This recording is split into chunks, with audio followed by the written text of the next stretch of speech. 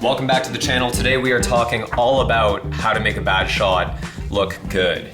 Now we are of course talking about product videos, and when you're making a product video, the most important part to start with is the product. If your product doesn't look good in real life, it is not going to look good on camera. Take this bottle for instance, you can see that it is all scratched around the edge here. If I had more options for shooting this beer, I would definitely choose one that wasn't scratched. Now in the case of cans, you often get cans that are dented or have scratches on the label. Maybe the label is wrinkled, whatever it might be, you want to make sure that the can or the bottle doesn't have these imperfections that are gonna show up on camera because it cheapens the entire video. Now something else you can look out for are all those little best before dates and codes that come up on certain products. In this case, you can see we have a code here on our bottle. You can just use a razor blade to scratch that off, only takes a second. These things do show up on camera, so if you can remove them before you start shooting, that is always beneficial. Now it is normal that sometimes with our packaging, we might miss something that we can't see with our eye and then it shows up later on camera. There are small techniques you can use to hide these imperfections. For example, you've seen this before. This is a moisture mist, it's water and glycerin. Of course, if it's a product that isn't meant to be enjoyed cold, you wouldn't use this technique, but not only does it give it that cold look, but it can also hide some of those imperfections, whether that's smudges, scratches, anything that can make your product look cheaper or less attractive on camera. This is a good way of hiding it. But let's move along to the second thing I want to talk about, which is color. Now, depending on the theme of the video, the branding of the product, you can go a lot of different directions with this. If you're shooting a beer that has this kind of golden, orange, brownish color, you might want to use a more yellowy background or a more orangey background.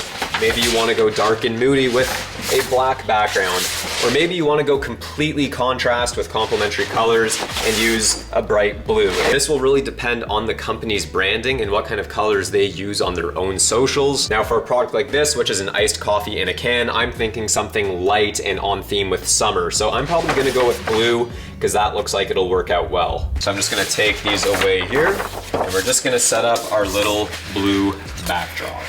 Using a blower is good for getting rid of any dust or debris on your background. And I actually think this is a first for my channel. I don't believe I've ever shot on a kitchen countertop, at least not like this. I'm actually gonna turn this sideways. Okay, so we just talked about color, now we can move along to lighting. And the most important aspect of lighting for a product video is going to be the key light. Now the key light is the main light source that you use to light the product to make it stand out and give it that flattering look on camera. Now at first this might sound straightforward. You could probably just take the same light and set it up for every product video you make, but the truth is for every product you're going to need to key light differently depending on a whole variety of factors. For example, this is a glass bottle. It is very reflective.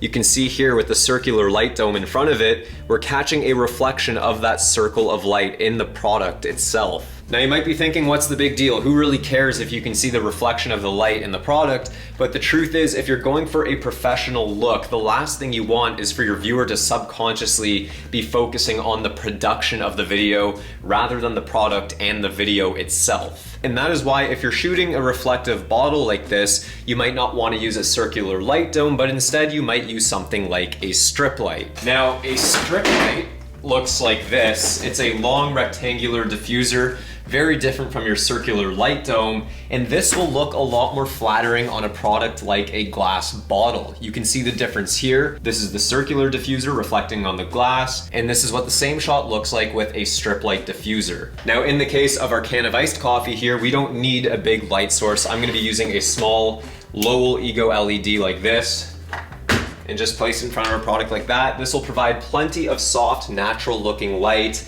It's bigger than the product itself. We can get it nice and close. This will look great for this style of shot. Now with other certain products, you can get away with using a circular light dome, like if your can has a matte finish on it, or if you're filming a food product with a packaging that isn't reflective like a glass bottle. Glass bottles will generally present the most challenges for product videos. Okay, so the next most important light after our key light actually isn't a light at all. In fact, it is what we call a bounce or a fill. This is literally a sheet of white reflective paper on a shoebox. I've just taped it on there. If you take your fill and bring it next to your product as close as you can without it actually getting into the shot. You can see how it bounces the key light and fills in that dark side of the product. You can see if we take it away how dark it gets, and then if we bring it back in, it nicely fills in that side. Now you won't necessarily want to use a fill for every single video. Sometimes you want something more dramatic and moody with a shadow on one side.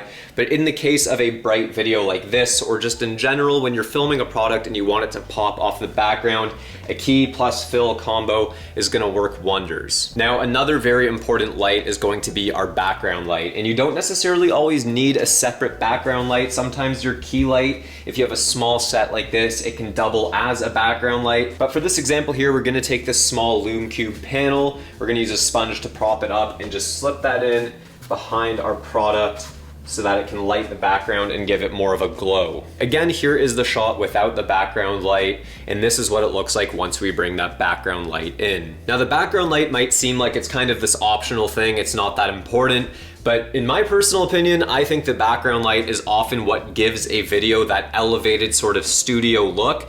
I mean, without it, it makes things kind of look like it was shot here on a kitchen countertop, but when you bring in that background light, I just feel like this really takes it to the next level and gives it that professional studio look. Now, the final light we're gonna talk about here is our accent light. And the accent light can be used to make a product pop off of the background. It can also be used as an opportunity to introduce some more color and depth. So here we've got a Lume Cube. I'm going to attach a warming filter to the front of it with these magnets.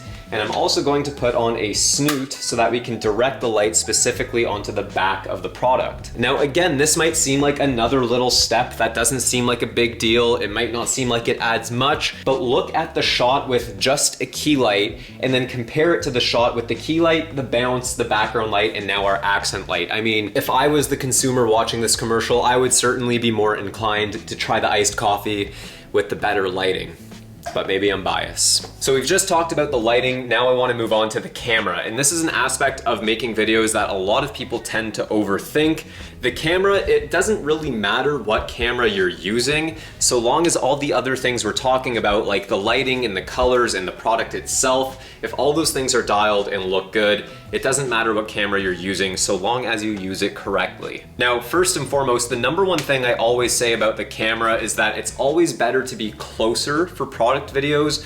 Most people are watching videos on their smartphones. The screens are very small. If you're getting these wide shots where the product is tiny on the screen, it's not gonna show up well, it doesn't look good, you can't read labels, which is why I use a 90mm lens and I like to get nice and close to the product. Now, I'm not necessarily talking about getting super close up like a macro shot, but getting nice and close so that the product fills the frame is never a bad idea. Now, when we're talking about the camera angle, I always feel like it is better to be low and pointed up towards the product. You can see right now our camera is very high up on the tripod and it's actually angled downward at our product.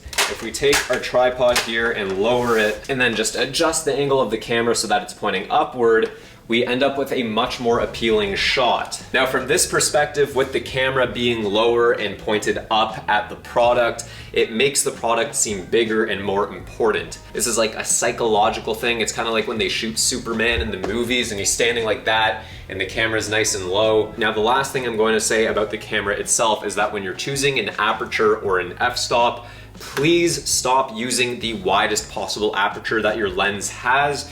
I always shoot products with a minimum of f4. I actually like f5.6, sometimes even f8 if I'm a little bit closer. This keeps the whole product in focus. If you want to create depth, just pull the product away from the background. For this shot, we're gonna go f5. I think this looks the best. So last but not least, we're gonna talk about movement. And you never want a shot to be completely stationary because A, it's boring, B, it looks like a photo, and C, it's just not engaging for the viewer to watch something that doesn't have any life. So with a coffee drink like this, there's a lot of ways you could create movement in a shot, whether you're throwing coffee beans or you're just pouring coffee out. Maybe you're moving the product itself on a turntable like this and it's spinning around. Or perhaps you create movement by using camera movement. That could be handheld or on a slider. Even a subtle push in can do a lot to create more interest in a shot. Now, something I'm always mindful of when I rotate a product is I would like to rotate it this way where you don't see the nutrition facts. If you start this way and rotate, I mean, that's just ugly. It doesn't look good. So I always start on that side and rotate it like that. It might be different for each product, but showing the nutrition facts It's just not that nice. Look at the difference between a shot that neglects some of these things versus a shot that applies them. You could see it looks a lot more dynamic, a lot more professional, and just puts me in a much better mood. Thank you for watching. I hope you enjoyed this video. If you did enjoy it, subscribe, follow me on Instagram at daniel.schiffer, and as always, I will see you in the next video.